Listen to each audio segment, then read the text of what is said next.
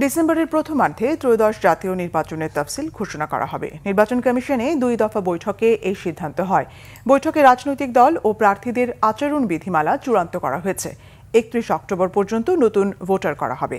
Postal ব্যালটে vote দিতে পারবেন প্রবাসী ভোটাররা। বৈঠক শেষে এসব তথ্য জানান নির্বাচন কমিশনার অবসরপ্রাপ্ত brigadier general Abul ফাজল Mohammad Sanaullah. Report করছেন আসমা আক্তার নূপুর। গণপ্রতিনিধিত্ব আদেশ, আরপিও, রাজনৈতিক দল ও প্রার্থীদের আচরণ বিধিমালা ও প্রবাসীদের ভোট পদ্ধতি নিয়ে বৈঠক করেছে নির্বাচন কমিশন।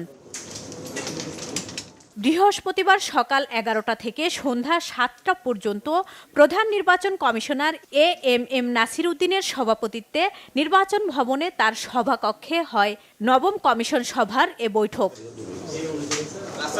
সভা শেষে নির্বাচন কমিশনার অবসরপ্রাপ্ত ব্রিগেডিয়ার জেনারেল আবুল ফজল মোহাম্মদ সানাউল্লাহ সাংবাদিকদের জানান, আগামী ডিসেম্বরের প্রথমার্ধে ত্রয়োদশ জাতীয় নির্বাচনের তফসিল ঘোষণার সিদ্ধান্ত নিয়েছে কমিশন।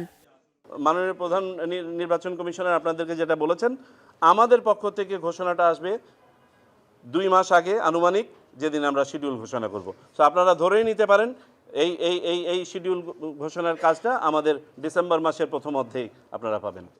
প্রবাসীদের ভোট নিশ্চিত করতে এই বিষয়ে চূড়ান্ত আলোচনা হয়েছে।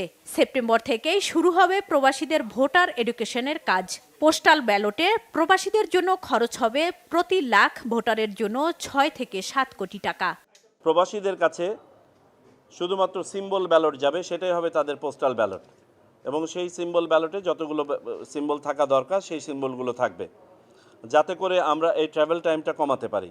একজন করে অ্যাসিস্ট্যান্ট রিটার্নিং অফিসার প্রত্যেক কনস্টিটিউয়েন্সির এখানে এসে ব্যালট পেপারটা পোস্ট অফিসের কাছে হস্তান্তর করা এবং বাকিটা পার্সোনালাইজেশন করা, অর্থাৎ খামের মধ্যে ভোটারের ঠিকানা লেখা, কোড দেওয়া, ব্যালটকে আপনার প্রবেশ করানো, প্রেরণ, এই কাজগুলো সম্পন্ন করবেন।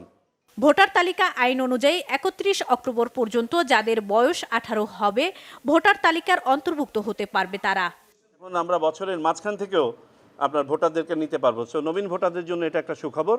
2025-এর 31 অক্টোবর পর্যন্ত যারা ভোটার হবেন তাদেরকে আমরা ভোটার তালিকায় সন্নিবেশ করতে পারবো বলে আশা রাখি। এআই এর মাধ্যমে যেন মিস ইনফরমেশন ছড়িয়ে না পড়ে সেই বিষয়েও কাজ করার সিদ্ধান্ত নিয়েছে নির্বাচন কমিশন।